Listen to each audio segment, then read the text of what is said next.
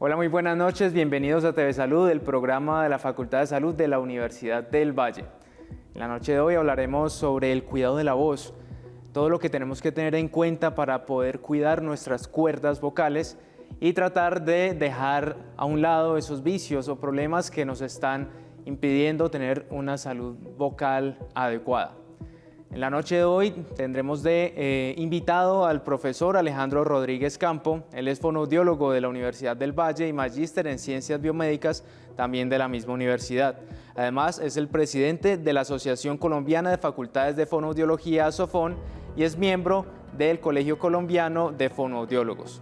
Él es director también del programa de fonoaudiología de la Universidad del Valle y tiene áreas de experticia como la comunicación humana, el desórdenes de comunicación, variaciones comunicativas, función oral faríngea, el habla, miofuncional y la voz. Profesor, bienvenido a TV Salud. Buenas noches, Mateo, y un saludo muy afectuoso para las personas que siguen el programa. Listo, profesor, muchas gracias por estar con nosotros. Y para comenzar tendremos en nuestro Vox Pop una pregunta que le hicimos a algunos integrantes de la comunidad universitaria, donde nos van a contestar si se preocupan por cuidar su voz en el diario vivir. Esto nos respondieron.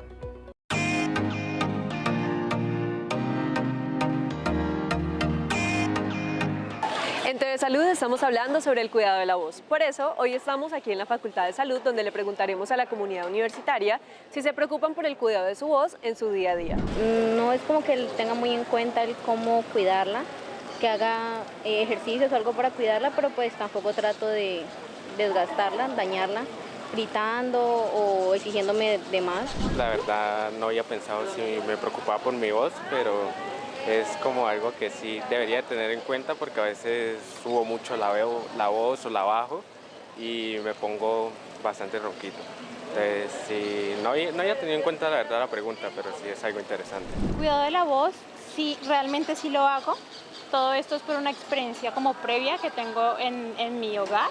Mi mamá sufre de disfonía y digamos que una de las recomendaciones que siempre le ha hecho el fonoaudiólogo es evitar hablar muy fuerte, evitar, digamos, comer alimentos muy ácidos o muy picantes.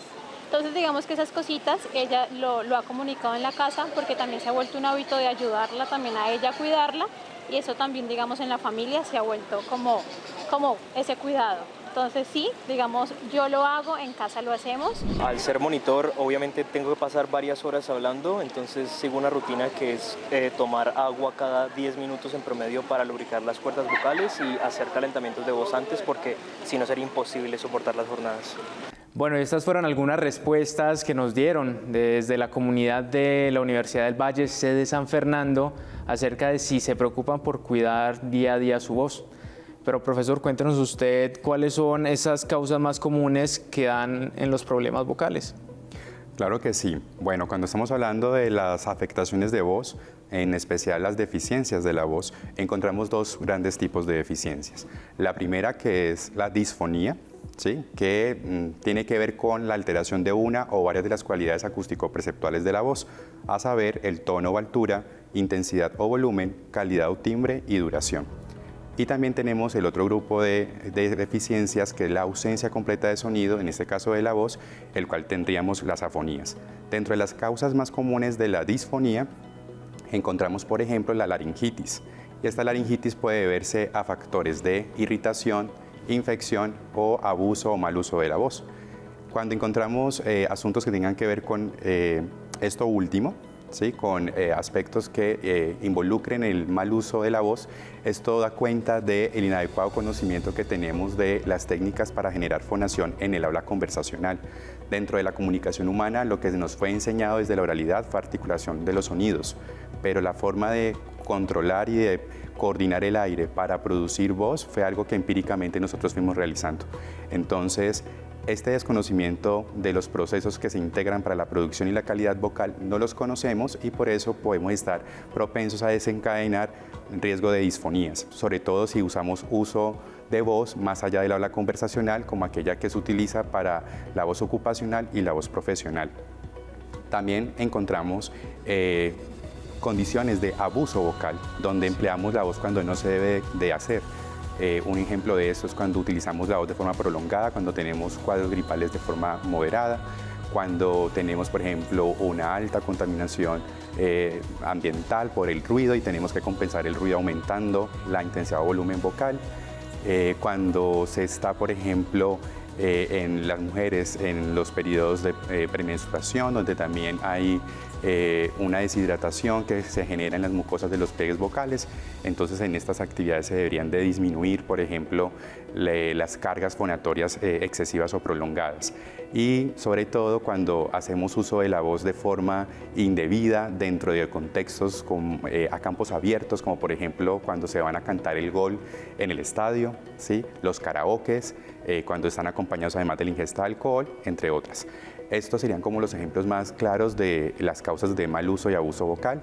A esto pues también se le asocia el reflujo gastroesofágico, que es muy común en nuestros días y que genera inflamación en los pliegues vocales por toda esa acidez que sube del estómago y que quema la mucosa de la faringe y la laringe. Y todas las infecciones respiratorias, los cuadros virales, los cuadros a los cuales nosotros estamos propensos por el cambio de clima, para lo cual es muy importante pues tener en cuenta las medidas de precaución y de cuidado que podamos hacer para evitarlas. Finalmente, las afonías pues son causadas principalmente por parálisis de los pliegues vocales. Estas parálisis de los pliegues vocales se deben a lesiones de cabeza y cuello que comprometen principalmente al 10º par craneal, que es el nervio vago. Y también tenemos como consecuencia de iatrogenias, que son procedimientos que se hacen en donde se generan daños, pero donde hay un beneficio mayor para las personas, como por ejemplo el tratamiento del cáncer laringio, donde se hace laringectomía total, se va la laringe y con la laringe se va la voz de forma definitiva. Estas laringectomías pueden ser con o sin vaciamiento, dependiendo del compromiso que el cáncer tenga a nivel ganglionar, por ejemplo, y su también grado de metástasis que pueda tener. Bueno, profesor, usted nos comentó varias de las causas más comunes de problemas vocales. Son bastantes. Ahora, ¿cómo cuidar esta voz que nosotros la usamos todo el tiempo? Todo el tiempo nos estamos comunicando como seres humanos, bien sea en el trabajo, en la casa, siempre estamos usando nuestra voz. ¿Qué hábitos nos recomienda tener para tener un buen uso de la voz y cuidarla? Muy bien, el primer hábito es hacernos conscientes de, ¿sí?, cómo nosotros estamos produciendo sonido, ¿sí?, el volumen que empleamos al utilizarla, ¿sí?, a veces hacemos un uso excesivo y tengo a la persona muy cerca, ¿sí? Ahorita cuando estábamos hablando de las causas, pues dentro de esas causas más comunes pues está el sobreesfuerzo, ¿sí? Estos sobreesfuerzos generan disfonías funcionales o por tensión muscular que, de no atenderse a tiempo, pueden avanzar a generarnos patologías orgánicas laringias, dentro de las más comunes los nódulos vocales, los pólipos, ¿cierto? Los nódulos vocales son tumuraciones que ocurren a nivel bilateral, justo en el lugar de mayor contacto glótico cuando se hace la fonación. Entonces es muy importante la pregunta que haces de qué tener en cuenta para cuidar la voz, para no caer ni en la disfonía por tensión muscular y mucho menos conducirla a un riesgo de tener una patología vocal como las que les acabo de mencionar. Dentro de estos hábitos, por supuesto, vamos a tener la hidratación. La hidratación es fundamental, preferiblemente con agua a temperatura ambiente. Si hacemos uso prolongado de la voz por el oficio, el trabajo que desarrollamos, es muy importante las estrategias de calentamiento y enfriamiento vocal. También es importante dentro de los hábitos tener en cuenta todo lo que concibe a la dieta.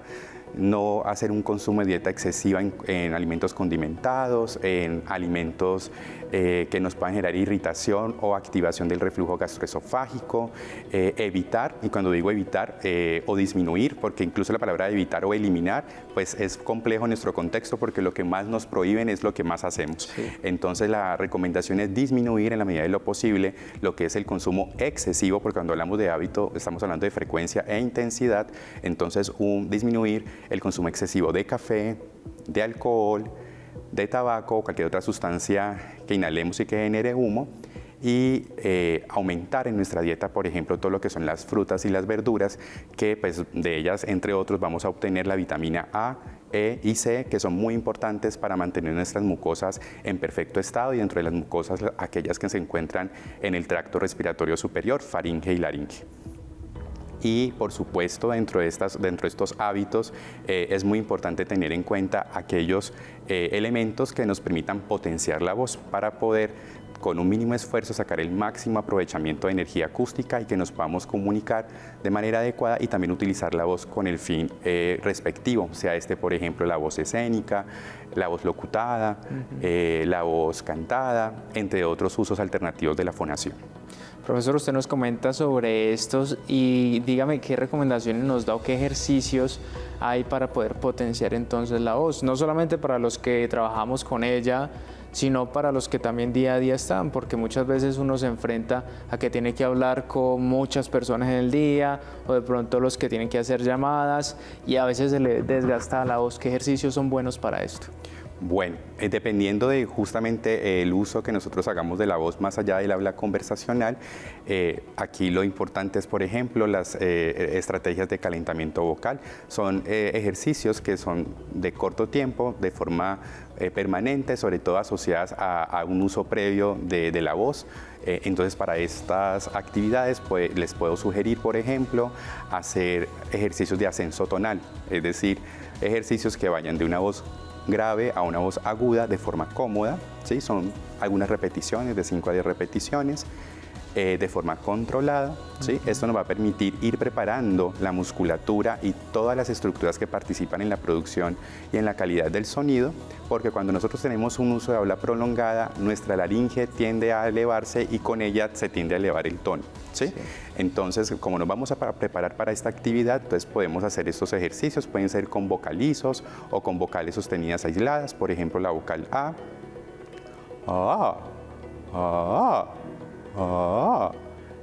podemos hacer también ejercicios de control y regulación del volumen, de un volumen disminuido a un volumen más aumentado.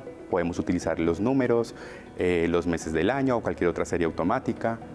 1, 2, 3, 4, 5, 6, 7, 8, 9, 10, para tener esa conciencia de la regulación del volumen.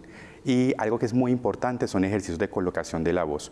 ¿Por qué? Porque nosotros generalmente hacemos golpe o ataque de la glotis. ¿Esto qué significa? Que utilizamos mucha fuerza para producir la fonación, mucho más allá de la que necesitamos. Entonces, antes de producir voz, debemos sobre el aire, porque es la materia prima, sobre el aire poner el sonido, ¿sí? Entonces, una estrategia puede ser utilizar nuestra palma de la mano, exhalar el aliento y sobre el aliento colocar el sonido.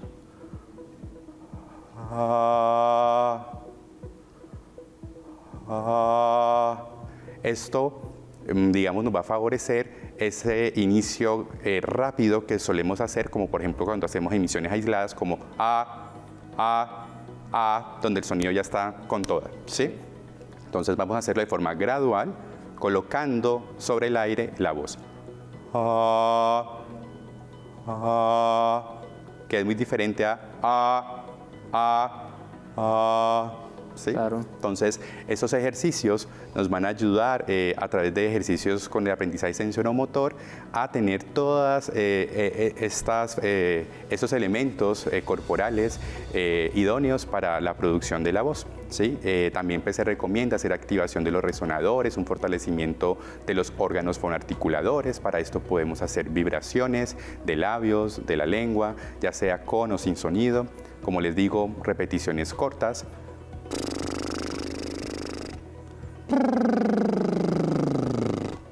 Podemos hacer masticación con boca cerrada, ayudando a descender la mandíbula. Podemos acompañarla de sonidos nasales como la M.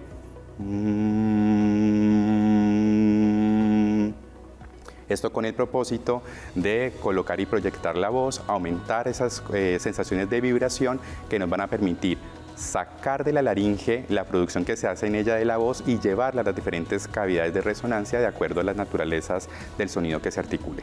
Muy interesante, profesor, cómo antes nosotros no le poníamos atención a que se necesita como un calentamiento de nuestra voz, de nuestras cuerdas vocales para poder entonces tener como activo todo para la hora de hablar.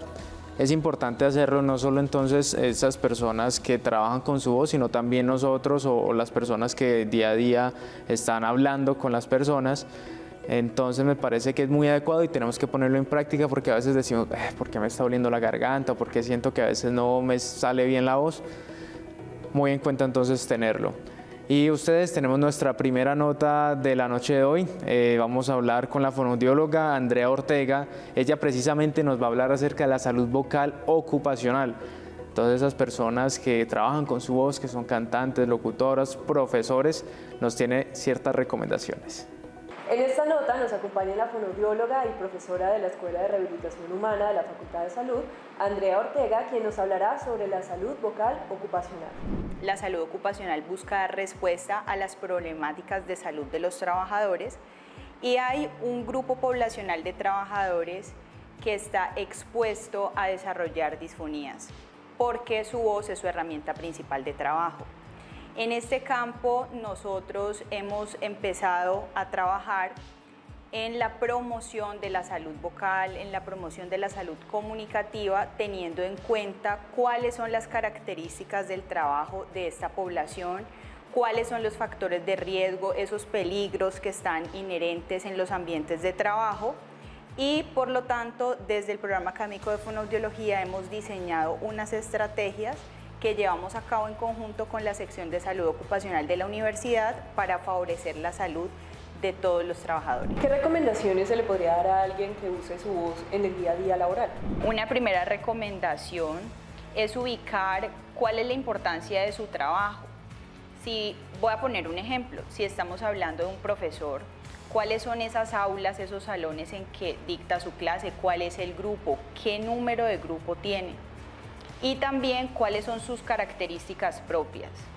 Si nunca he tenido un entrenamiento vocal, necesito concientizarme que como una persona que utiliza la voz como un instrumento diario para trabajar y generar una actividad productiva, yo necesito tener un entrenamiento adecuado. Y eso conlleva a que tenga unos cuidados mínimos básicos, la hidratación diaria con agua al clima, que pueda también al menos una vez al año visitar al otorrinolaringólogo para examinar mis estructuras y que también yo pueda hacer un engranaje con todo lo que tiene que ver el manejo de las pausas activas de mi voz, tener también periódicamente una evaluación auditiva que me va a dar cuenta de cómo está esa agudeza auditiva en el momento en que yo voy a desarrollar mi trabajo. Y por demás, concientizarme en que tengo también que empezar a utilizar algunas ayudas de amplificación de sonido si el aula o digamos el momento en el que esté dando la clase así lo requiere. Bueno, acabamos de escuchar a Andrea Ortega, ella es fonoaudióloga, nos está hablando un poco acerca de las recomendaciones sobre la salud ocupacional vocal de estas personas que trabajan con su voz. Profesor, háblenos entonces acerca de estas diferencias entre la salud ocupacional vocal y la salud de profesionales como tal. Claro que sí. Nosotros tenemos diferentes usos de la voz. El más importante de ellos, que es el que utilizamos para el fin comunicativo, que es la voz hablada. Pero cuando la empleamos para otros fines, ahí es donde encontramos las dos categorías de voz profesional y voz ocupacional. La diferencia entre estas dos voces radica principalmente en el ejercicio consciente, en la formación donde se entrenaron a las personas para ese uso particular. ¿Sí? Entonces, si uno revisa los currículos, por ejemplo, de los licenciados en artes escénicas, de licenciatura en música o música cuyo instrumento es voz, incluso en comunicación social, todos los que tienen que ver con grabación radial, trabajo en medios, etcétera, ¿sí? Hay un ejercicio consciente y en la formación de pregrado en donde se instruye sobre este uso, versus las personas que deben trabajar principalmente con la voz, como por ejemplo los profesores, quienes ni siquiera las licenciaturas tienen de forma oficial declarado en su currículo una asignatura o algo transversal que permita la adquisición de una técnica vocal hablada para el uso de la voz docente. ¿Sí? De igual manera ocurre con todas las personas que hacen atención al cliente o a las personas en general, los visitadores médicos, los que trabajan en los call centers, los vendedores ambulantes. Entonces todos ellos empíricamente adaptan las características de su voz para lograr el trabajo que están desempeñando y allí pues pueden ocurrir pues, digamos, varias alteraciones que nos pueden conducir a estos riesgos principalmente de disfonía. Sí. Profesor, y el uso excesivo de la voz, entonces, por ejemplo, en estas personas, ¿cómo evitar que les causen disfonías o afonías o cosas por el estilo? Bueno, lo más importante es disminuir el alto estrés de impacto. ¿Esto qué significa? Pues disminuir la velocidad y el encuentro de forma enérgica que en estas personas ocurre con los pliegues vocales, ¿sí? Para esto, entonces, es importante un asesoramiento, no necesariamente una terapia, porque la terapia, digamos, aparece como procedimiento para tratar las deficiencias de voz, especialmente las disfonías, pero cuando no tenemos todavía la disfonía, sino que estamos en un posible riesgo, aquí es muy importante las actividades de consultoría o asesoría que nos permitan contar con unos tips para poder usar esa voz para ese fin, ¿sí? Entonces allí va a estar, por ejemplo, marcado por el asunto de la hidratación, una hidratación local, una hidratación sistémica, también todo un seguimiento que se hace, por ejemplo, la profilaxis vocal o sí, aspectos que propendan por el cuidado de la voz y que tengan que ver con también las características de uso del contexto en el que esa voz aparece. El uso, por ejemplo, de amplificadores, ¿sí? Eso nos va a ayudar mucho. Todo el control que tenemos ante la exposición, por ejemplo, de los aires acondicionados, la verificación de los filtros, ¿sí? Entre otros. Entonces, todas esas son herramientas que podemos tener en cuenta para disminuir este alto estrés de impacto. También aparecen situaciones auditivas, ¿sí? Que es muy importante tener en cuenta. Entonces, a veces incrementamos el volumen de la voz porque nuestro feedback no nos funciona de manera adecuada y incrementamos la energía con la que producimos la voz. Entonces es importante también chequear la audición para que ese reflejo que se llama cócleo recurrencial, que es el que me permite regular mi propio volumen con lo que yo mismo percibo del sonido, pues también no esté interfiriendo también en ese adecuado uso y pues todo esto propenda por la salud vocal, comunicativa y ocupacional de las personas. Alejandro, ¿y cómo podemos estar nosotros seguros o qué signos de alarma tenemos que tener en cuenta cuando empecemos a sentir algo en la voz y tengamos, por ejemplo, que estar desarrollando algún problema vocal? ¿Qué tenemos que tener en cuenta y si tenemos que ir directamente al fonoaudiólogo o al profesional? ¿Qué debemos hacer? Claro que sí. Dentro de estas alarmas que aparecen, la primera de ellas son los círculos, ¿sí? Inadecuados de limpieza laringea que se empiezan a instalar. Si usted nota, por ejemplo, que debe carraspear o que debe toser de manera frecuente y que para hacerlo es porque necesita aclarar, por ejemplo, la laringe para hablar, entonces ya ese es un signo de alarma, ¿sí? Ahora estamos hablando de los hábitos y un hábito que olvidé de pronto incluir es, por ejemplo, que ante esos mecanismos de limpieza que a veces requerimos, podemos hacer deglución de líquido o deglución de saliva. Podemos incrementar la fuerza de esa deglución acompañando la deglución de líquido con un aumento en la fuerza en el puño. Y esto nos va a generar esa sensación de limpieza y no tuvimos ni que toser ni carraspear. El carraspeo, por ejemplo, hace un alto estrés de impacto, hace que los pliegues vocales se choquen de manera enérgica y produzca en ellos con el tiempo esas lesiones de contacto que ahorita les hablaba, como por ejemplo los nódulos vocales. Entonces es muy importante tener en cuenta estas condiciones. Entonces esos señales de alarma van a ser muy importantes, ¿cierto? Identificar esos mecanismos de limpieza, también identificar los periodos en los que nos quedamos sin voz. Hay personas que van hablando y en los finales de las frases, por ejemplo, ya se hacen sin sonido. Hay cambios de registro por la fatiga y el aumento en la tensión. A veces podemos tener los famosos gallitos que solamente eran esperados en la transición de la voz infantil a la voz adulta, pero que por el sobreesfuerzo aparecen. También hay características, por ejemplo, de aspereza, que son sonidos ultra graves que acompañan la voz o presencias de frituras vocales, llamadas en el inglés vocal fry, que también nos pueden alertar de que algo está ocurriendo, ¿sí? También podemos tener a consideración si las voces cada vez más empiezan a sonar sopladas, con mucho aire, que es más aire que voz.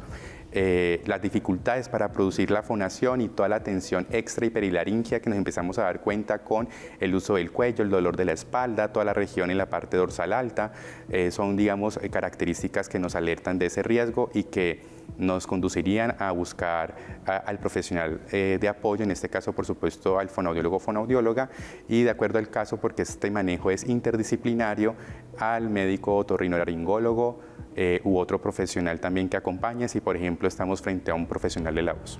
Bueno, importante, aquí ya el profesor Alejandro nos da varios tips de cómo identificar todas estas afectaciones en la voz.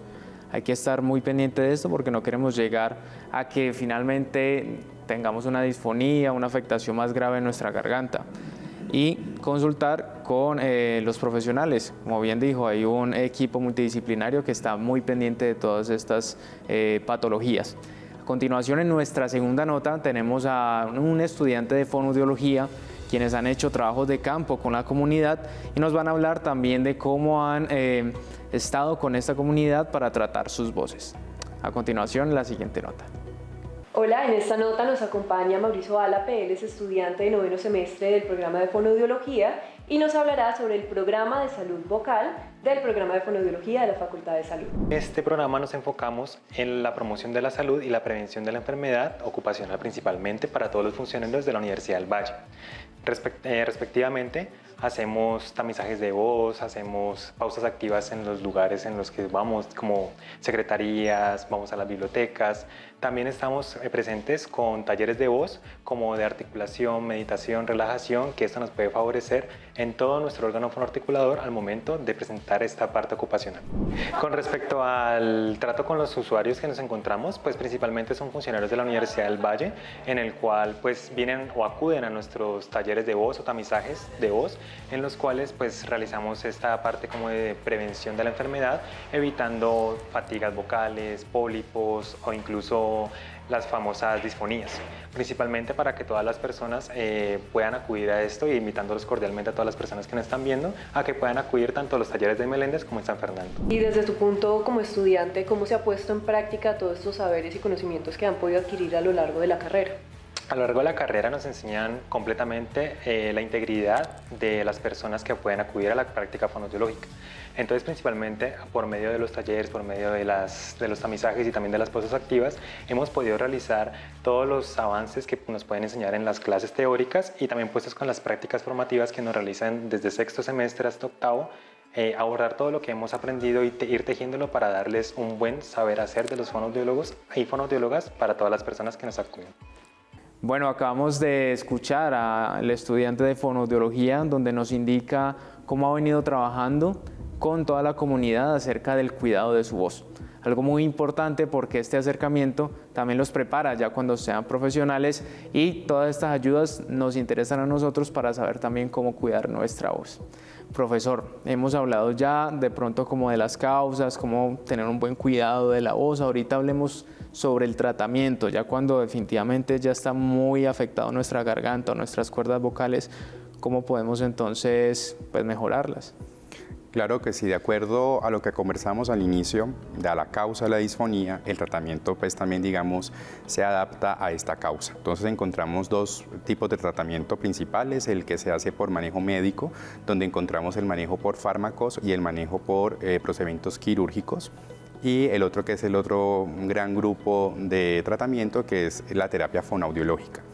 De acuerdo a esta etiología de lo que genere la disfonía, vamos a requerir primero uno, después el otro, o vamos a requerir los dos al tiempo, o inclusive solamente la terapia de voz, ¿sí? Por ejemplo, en patología orgánica, laringia, como los nódulos vocales, la terapia ha demostrado una alta evidencia en reducir y eliminar estos nódulos sin necesidad de cirugía.